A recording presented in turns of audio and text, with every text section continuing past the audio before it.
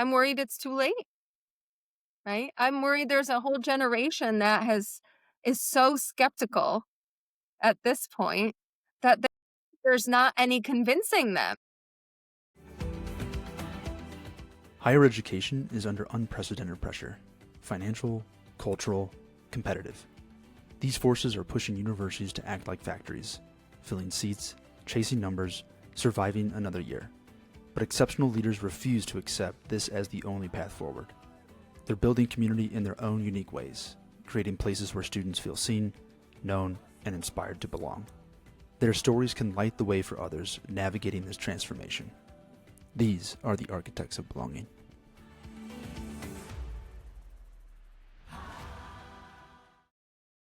Well, Allison, thank you again for joining us on Architects of Belonging. While we have this recording going, I think it's proper of us to give a shout out to Sarah Kotlinski from Gettysburg. She nominated you to come join us on the conversation. Anything you want to say to Sarah real quick from your side? Sarah. I've already had, I was going to say thanks, I think. No, I'm just kidding. From all the conversations we've already had and the emails, I'm really excited. This is going to be a great chat. Yeah. Well, hold your tongue there. You never know. Yeah.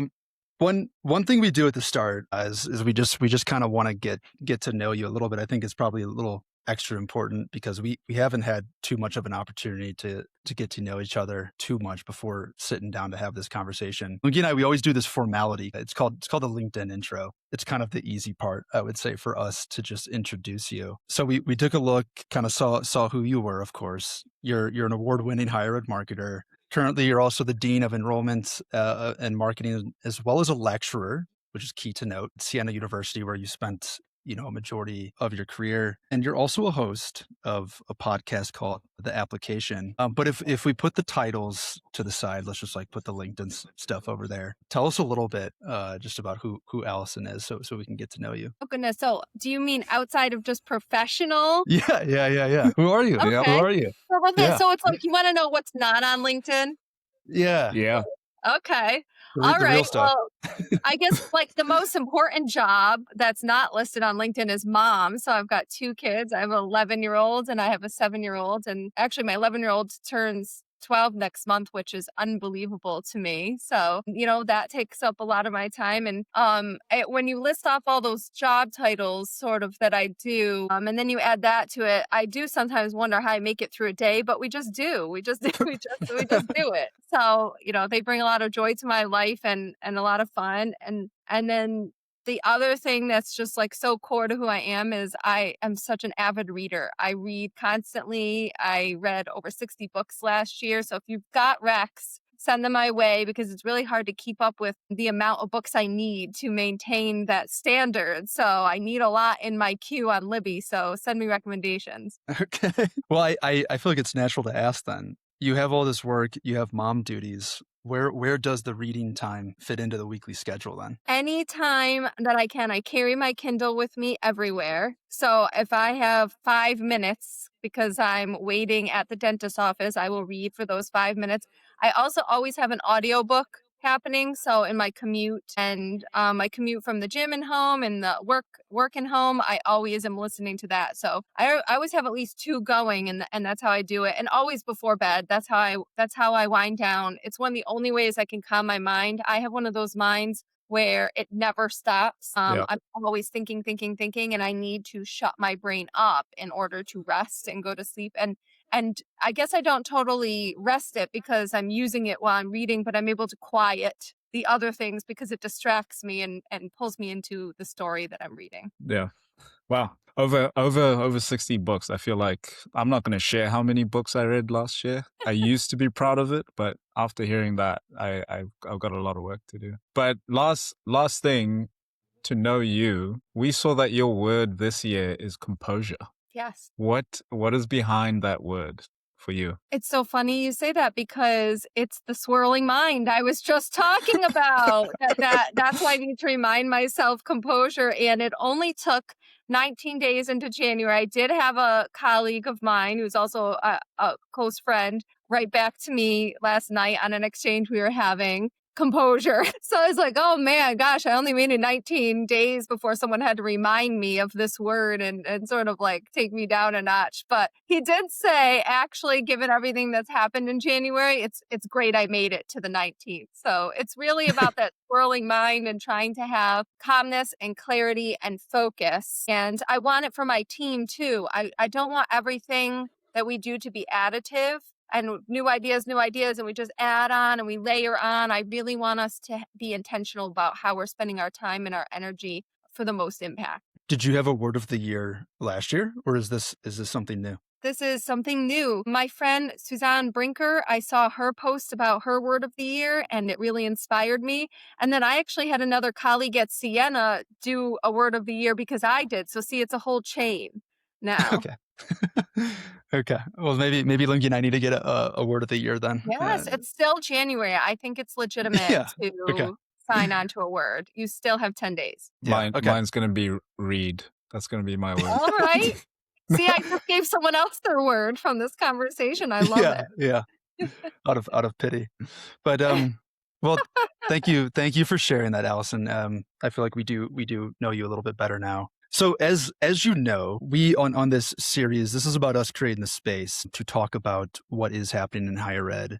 But what we think is more important is to also talk about the transformation needed to emerge higher ed from the situation that it's currently in. We always start these conversations, though, as you know, right there, a little bit just getting to know you. But the second thing is to understand something also kind of on the personal side, which is just about your why. So you have spent a lot of time in higher ed and you do a lot of different things from, dean, lecturer, podcast host, on and on. I guess just share a little bit here, like what is personally keeping you invested in the work that you do? Because through kind of the why that drives you. I am a true believer in higher education. I just believe it is such an advantage for people. I think it is has the potential to be the great equalizer. It is the best vehicle we have for social mobility.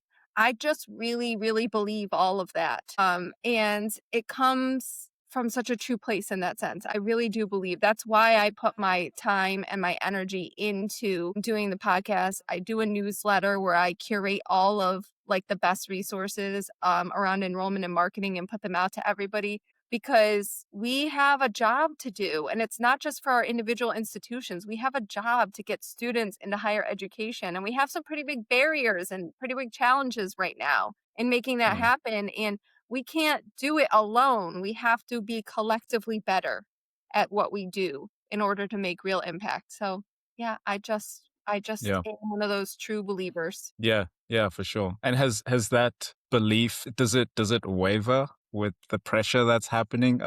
Is there a point in time where you're like, why am I even doing this? Like, I mean, it's because there's a lot of pressure and you're in it, you're day to day. So does that belief ever waver for you? You know, there are days where I wonder if I'm up to the pressure, but there are never times when I think it's not worth it, that this effort and contributing isn't worth it. I've never doubted that sort of belief in the transformational nature of higher education, but definitely, you know, there's here and there self-doubt on if I can be a vehicle to help make that happen. And, you know, the stress sometimes definitely can feel overwhelming. But the reason I stay in it is exactly what you're saying, because that core belief, that is unshakable, I think. Yeah. That sounds more like stewardship. When you're talking, I feel like you're a steward. You're trying to do the best that you can in something that you believe in, and like you said, it's up to you because you're doing an important job along with other colleagues that are in your. It sounds like stewardship. Is that? I never thought about it that way, but I definitely can see how that would be a good description of what I'm trying to do for our industry. Yeah. Awesome. Well, on the themed stuff, if we talk about just the current day, before we head into kind of the work that needs to be done and maybe kind of some of the stuff you're doing there. One thing that we talk about a lot is and Lungi had mentioned it here, the current pressures that are in higher education today, whether you view them, as competitive, cultural, financial, or combination, All or of even them. others, all of them, I should say. When you look at the landscape of higher education from your point of view, as you said, all of them, but what is it that you're seeing? What pressures do you see in particular?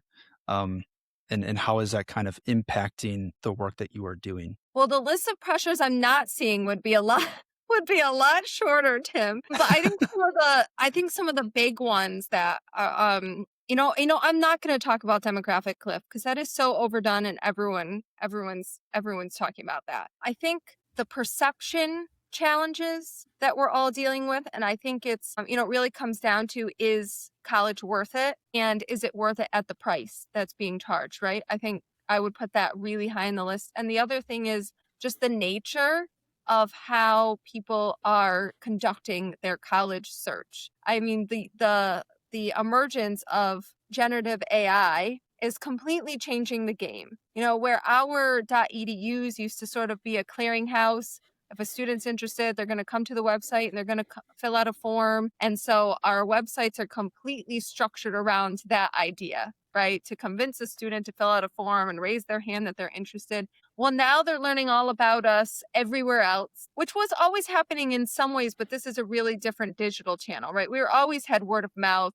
We were always asking family and friends and counselors. But now we have something else, another digital channel to answer questions about our institutions. And that really changes the game and the nature of everything that we do. So I think those two things, one at the industry level that really affects all of us with the perception, and then two, the game has completely changed when it comes to how we have to approach marketing. So couple those two things together and add on all the others, the demographic cliff and so on and so on. And yeah, it's a really high pressure gig that we're all doing. Yeah. On the industry side of things, you had mentioned kind of the questioning of the ROI behind it. Do you feel like that reckoning is fair? I mean, has higher ed in any way lost its direction to deserve the questioning? Do you feel like that is a fair challenge to the industry? On one hand, no, because when you look at the data, the return on investment for someone holding a college degree is very clear versus someone perhaps just with a high school degree. That hasn't shifted, right? That there's data out there that will show you, but go around on some .edus, and where we're missing and where there's a gap is we're not doing a good job of connecting to those outcomes. We aren't. Having a 97% job placement rate doesn't tell enough of a story. So I think it's that we're Mm. not doing a good job, honestly, on the messaging side of it. We're not being clear enough about the outcomes a student can expect and about the experience they will have in and out of the classroom that will directly connect to those outcomes, that are the reasons those outcomes happening. So we don't have this through line, and we have a gap in the first place on how we talk about outcomes for students. So they're there. The national Mm. data says there. So that part's not fair. But you know what? No, we haven't done a good job on making it clear. Yeah. And so what worries you then most about the reckoning of higher education, even though you feel like we are not, or you are not, or the industry is not communicating it the right way? I'm worried it's too late. I'm worried there's a whole generation that has so skeptical at this point that Yeah. that there's not any convincing them. So we really dug ourselves a hole in a way that I don't know. Well, we don't have a choice but to dig out of it, right? But there might be this period where we're not able to fully correct it and combat that perception. Yeah. And from it's pretty jarring for you to say it's too late. That's your worry, and And I hope it's not, but that's what would keep me up at night. yeah. That we didn't attend to it, which is ours to own, and we have to have accountability for that. A lot of the reaction you see around the perception issues is from people at colleges and universities is how could they? How could they ever think that what we're doing isn't amazing and fabulous and not worth it and all that, right? But what I hear less of is accountability. What role have we played in that perception coming to life. And there's that, and Mm. we've got to take accountability for what is ours to own in this situation. Do you feel though that there are a lot of leaders in higher ed that felt like a change needed to happen earlier, but the system, we kind of toy with this idea that like the system of higher ed suppresses the change agents that are actually within higher ed? Do you feel like there was a desire for people to evolve, for people to change the way higher ed is positioning itself earlier? Or is there something else that is causing this delayed reaction? I'm sure that there were change agents saying these things, right? The reality in higher ed is that until it hits us over the head, sometimes we can't get ourselves there. For better or for worse, mostly worse, we are a reactionary industry. We tend to be reactionary. But if we were listening to our audience and we were really focused on what our audience was telling us, then we would have known this. We would have been hearing it, and we would have been saying it. So I'm absolutely positive that there are, especially student-centered and student-focused individuals, but I don't think there was this collective understanding. And that's hard in our industry. I do think until we're in trouble, sometimes we have a hard time making those changes and seeing that the need is there. So we have, because of this reckoning and the pressures and that we're seeing, we have seen a reaction from universities, and we call it a factory model, which is, chasing. There's a lot of pressure, so you chase the numbers, you focus on the short term, wins, and you just start pushing students through. Let's grow the top of the funnel. Let's grow our Mhm. graduation rates. Let's grow our placement rates. It just resorts back to numbers. Yes. Do you see this from an enrollment and marketing perspective as well? I've experienced it, and you probably do have gains you can make there, right? Absolutely. Mm. There always is, but it's not going to be enough, right? So it's not going to be enough to buy more names and put them in the top of the funnel. These are not sustainable kind of fixes. We really are going to have to listen to our audiences and fix core of these experiences. We can there's always ways to fix retention, right? But how do we really attend to student experience holistically so that it's not just more students are staying?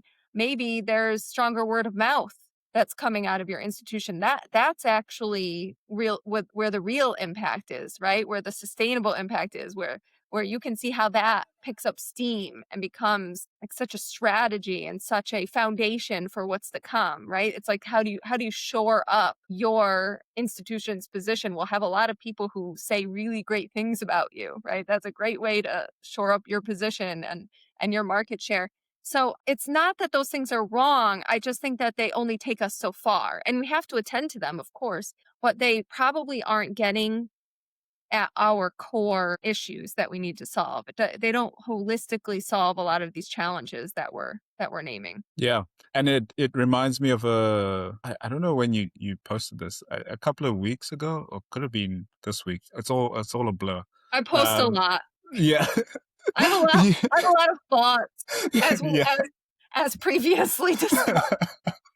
Composure.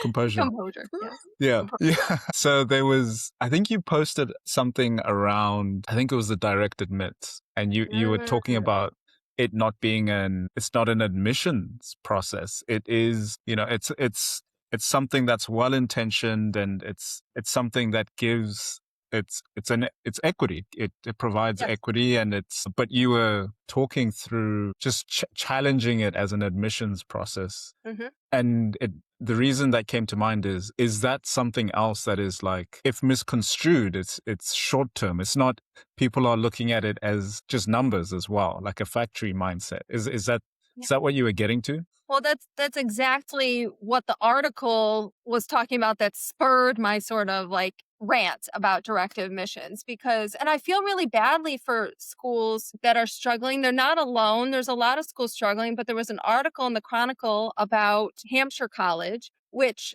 missed their class by 50% or something like that, but they didn't realize they were going to miss because they actually had this huge boost in applications. But lo and behold, the applications and the number of admitted students, that increase was actually fueled by direct admissions.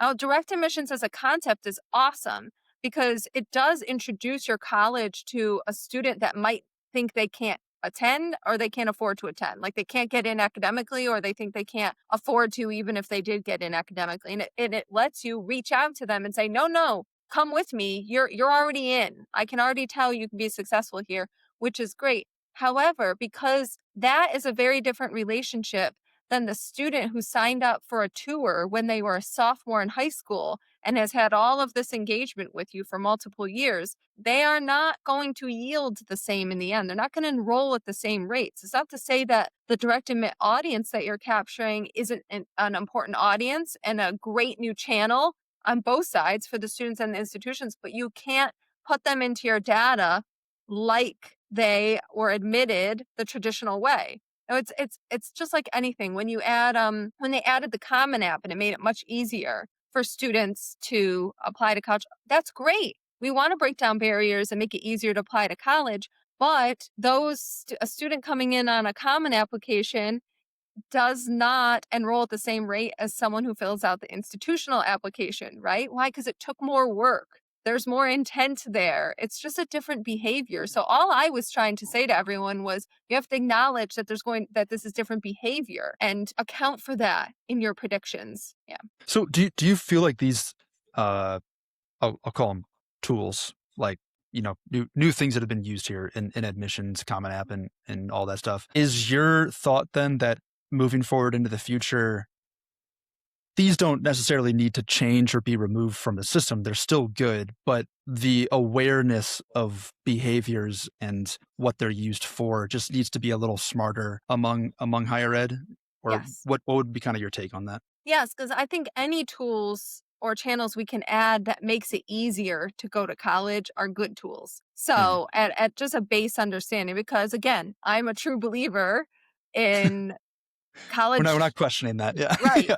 No, I'm just saying, like, it's just Yeah. going back to that. But when you don't account for that, then you end up with a mess on your hands, right? You Mm. end up in a tough position like Hampshire's in. So that's really the warning part. But direct admissions is going to become the new Common App.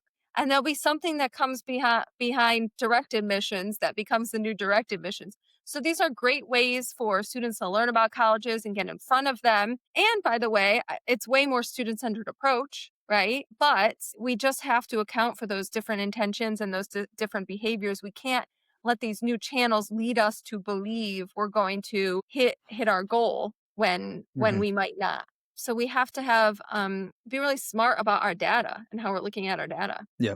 So you've mentioned a few things in the past few minutes about student-centered. You had mentioned sustainability. You had mentioned like an awareness of what the audience is saying. What are people looking for? We're gonna make a statement that you do believe higher ed is worth saving, even though you say it could be too late, but it's worth saving.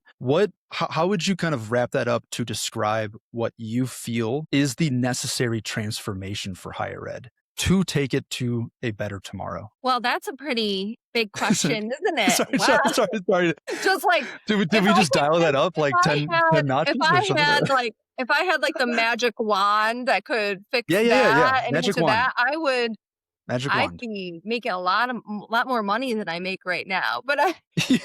I do think so. Let's stop thinking of it as higher ed. Let's think of it as any industry. And there's disruption and then there's challenges. What should we do? What should we do to approach and fix that? I always go back. You start with the audience. The audience is changing, their needs are changing, their values are changing. How do we adjust to meet that need?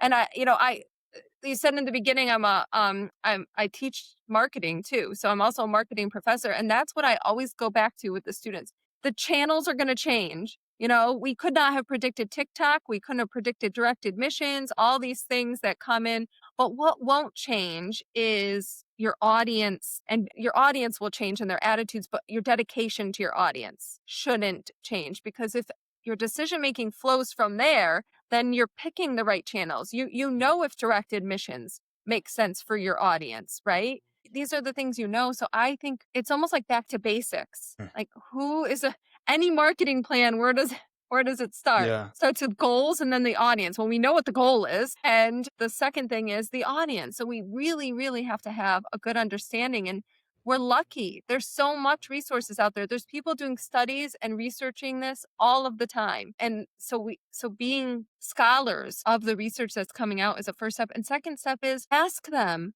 I cannot tell you what you get back when you just ask the students and you ask families and you, oh my goodness, they will tell you. They have opinions. They're not scared to share their opinions. And it's so funny not asking. I mean, we even ask our current students to look over our marketing materials. It's humbling, let me tell you, because they will give you the opinion. People aren't scared to give their opinions. I think we're scared to ask them for them. Why is that though? So we had a conversation with someone else on this video series maybe a couple weeks ago, and he had described this experience where he was working with a couple different institutions, and he found that a lot of the leaders were not actually curious about their own students. And it was something that kind of, I think we were pretty surprised by that statement. But this is now the second time that someone else, you right here, have said something that maybe is similar to that. Where do you think that comes from, or why do you think that behavior exists? I just think we're caught up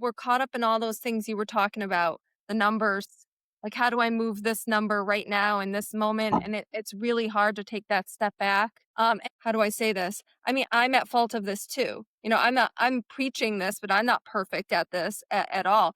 It's really easy to get caught up in the analysis and how do I move the number of FAFSAs right now, because that's going to get me this many more students down the funnel. It sucks you right in. It totally does. And it's hard to take that step back and try to get that more global and strategic view when the pressures are that high. So I don't think it's that people aren't curious. It's that they don't have room for curiosity. I think in higher ed, it is an environment where people tend to be curious, but we're almost like suffocating that curiosity with the metrics and the get this class and get this number. And so that's unfortunate. And I feel it myself. There are days when I ride home and I think, oh my gosh, I totally got sucked in and I did all of these tactical things today, but I didn't work bigger picture. I did those tactics really serve my audience, or were they just my to-do list? I really think that's just the struggle. Yeah. The curiosity is suffocated by metrics. I think that's that's pretty good. And so we have this particular take on how higher education, or how the industry, I like that you put it as let's talk about it as an industry. We don't hear that a lot, it's actually refreshing. If we're talking about this industry as what does it need to transform for it to be in a better place, we definitely think that building community and driving a true sense of belonging is what higher education or this industry should revert to. How do we become people-centered? How do we put the human first? And we definitely believe that this is a reaction that will combat the factory model reaction of focusing on the numbers and the metrics, and it will draw people in. Are we missing something, or what are your thoughts on that? I think you're just saying belonging, and I'm saying start with your audience. Isn't it so synonymous with each other? And, I also believe that, let's talk about the students who are on campus, right? And their sense of belonging, for instance. That drives student experience, which drives word of mouth, which is better marketing than any of us can do on behalf of our institution. So definitely believe that. And then when you take it wider, a sense of belonging, I belong in higher education. Education is for me, right? They have to have that sense. The audience has to have that sense, or we don't even get to make the argument about debt, about cost, about is it worth it outcomes if we don't have that baseline, right? Like a feeling of, oh, I could belong to that. I could belong to that community. That community values me. That community wants me. It's pretty baseline when you think about just human nature, right? So I like how you're thinking about that, because how do you start there and all the rest flows from there? And is the rest all easier, right? Right. If you Right. have that foundation. Yeah, because it could be, sometimes we talk about this, and I feel like some people say we need the numbers to create the belonging. But we say, if you create the belonging, the numbers Numbers will come. Yeah. will come. But it seems to be hard for some people. There's a friction there. Yeah, and I think when you've been doing it, and by the way, we're set up for the first way, the numbers and then belonging. That's the system is set up that way. So you guys are talking about a system reset. That's not easy, right? Mhm. And when it comes to things like enrollment metrics and recruiting students, it's really hard to unplug one system and plug another in. So maybe the conversation is about how do you wean off of this way and become more reliant on this way, and how do we do it progressively so that everything gets back into the right alignment, because you can't just swing from one to the other. That's not going to work either. But how do we make the steps? How do we set it up so that we can get to the place of the belonging, creating Mhm. the numbers? Yeah. Yeah, completely agree. You can't make like a super abrupt Yeah. change on that. In the light of belonging and listening to the audience being similar, you don't have to give away like the dirty secrets here, but can you share with us a little bit about some of the things that you are doing? Maybe these could be things that you're currently doing or things that you're thinking about doing in the future here to drive that further so that you are really tuned in to what the students are looking for. Maybe just to like share some examples if you could. I'm sure there's other people out there that could learn from a lot of the work that Yeah. you're doing. Start with a market research study, right? A really broad type of study that's audience focused, and that tells you so much. It's almost overwhelming, right? About what do you do with that? Then you get into smaller audiences, and you truly like you can do a little pulse, ask one question in an email that you send out, and I promise people will answer that question. And so it can be if you're wondering about a specific thing, you can just ask the audience and they will answer. When the audience isn't available, go to the people at your organization that are closest to the audience. So for me, it's the admissions counselors and financial aid counselors. What are they hearing on a particular topic? What questions do they get over and over? And so you keep finding the places where you can ask. And once you start doing that, it becomes a bit more habit, and you'll come up with new places that make sense for your organization about where you should be doing those asks. But just start even small. Just ask a question, because I promise you're going to get a lot of information back. Yeah. And you've been before, I think you've been, so we do a lot of research and reading on the people we're talking to. So, and we came across I don't think one. anyone's ever researched and read up on me so much. You're surprising me. Yeah, so there's a you've been vocal about it a couple of times, but I think you talk about false personalization. You've Mhm. actually like called BS when institutions claim to be personal to the audience, to the student, but they aren't. How important is that distinction? Tying it to what you were just saying, how important is it to be really personalized and individualized in a moment like this in higher education? Well, it's I think personalization and how it actually gets applied, it's like the worst word to use for how we're applying it, because most of the time when we say personalization, all we're doing is inserting a different word or phrase based on a segment a student happens to fall into, right? We add their name, maybe we mention their high school, we insert something about the major that they're interested in. Like that this is personalization. And really am a proponent of what I call personal. So actually, you don't need to know anything about the student to be personal, because if you just ask them a question that feels like you care and is want to build a relationship with them, that's personal. So when you ask them a question like, what's the thing that worries you most about your college admissions process? Listen, I didn't personalize and add a bunch of stuff that I know about that student that may or may not be relevant to that student, by the way. I just asked something that felt real, right? Like I actually wanted to know you human to human. It feels like a human question. And so I think we personalize to try to seem more human, but in the process, lose the humanity. We had another guest say that he believes that the one question that every student is trying to figure out is, do I matter? How does that land with you, Well, especially when you that think was about that was one questions of you're the asking? findings. That was one of the findings in my dissertation. So my dissertation was all about why the emotional factors that emerge in a college decision process, because we really like to focus on the rational: proximity to home, availability of major, the cost, right? The quality of the academics, and so on and so on. We really like to believe that, it's just X's and O's, and that stuff all emerges something. But what I found in my research was it's even those things are really emotionally driven. So for instance, even a merit scholarship, it's actually emotional, because a merit scholarship isn't just about the cost. It's about how much a student feels wanted or Mm, valued by the institution. Right. So I think the idea you're talking about, Tim, is spot on. It's like, do you feel valued? Do you feel wanted?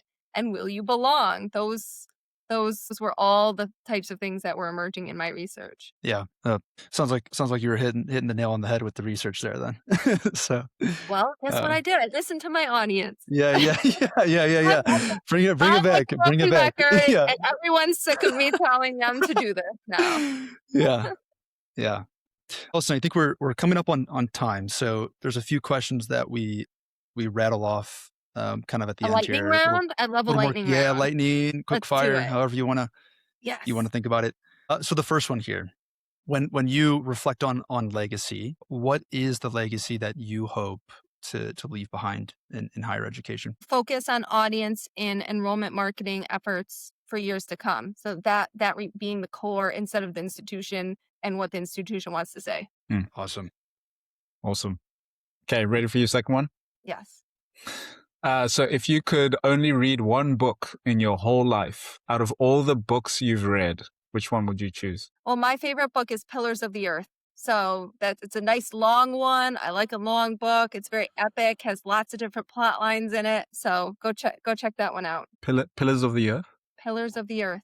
Okay. Third one here. So as part of some of this work, we created this assessment. We call it this Factories to Communities Challenge. Really, the purpose behind it was just to allow others to start the conversation, to think about some of these concepts that we're covering here today. So you took it before we hopped on. How did you find that challenge? Was there any just immediate reactions after answering some of those questions? My immediate reaction is I want to meet the people who have the highest score, who are answering at that level. I want to know them. Have you had them on the show? Will you send me those episodes? That is my reaction. Because I think those institutions and those people are like thinking at like a revolutionary level. And so I want to know them. I want to be them. Yeah.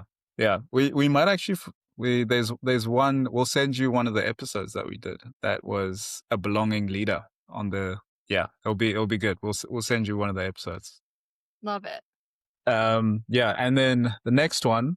If the entire higher education industry stopped right now, went quiet, and they all listened to you, what would you say in one statement? Audience first, students first. Yeah, love it. Yeah, love that. Last one, and then we'll close down. You were nominated by Sarah to come on. We had asked her the same question, which is what brought out that answer. So we'll ask you here as well. Are there any other leaders, or who is another leader that you admire in higher education who is doing really great work that you would aspire to? Can they be institution and partner side? It can be anyone. Okay. Anyone. I have 4 that automatically come to mind. Carrie Phillips, Shane Baglini, Bart Kaler, Jeremy Tears. Okay. So We'll go. tell them We'll I hunt them sent down. you. Yeah. Yeah. Well, Allison, yeah, thank you so much for hopping on. I think there's a strong message here about focusing on the audience, and I think a lot of others will get a lot of benefit out of that. So looking forward to sharing this story.